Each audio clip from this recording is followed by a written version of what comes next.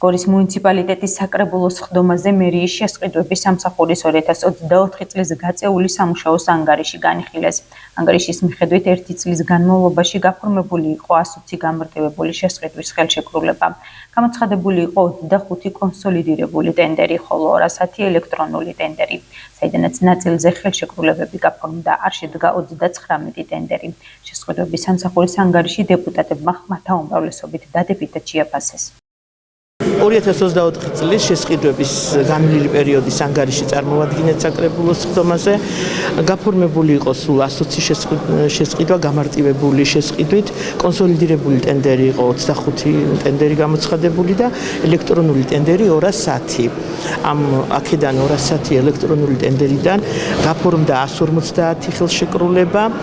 ელექტრონული ვაჭრობის შედეგად მიღებულია ეკონომია 2.264.320 ლარი.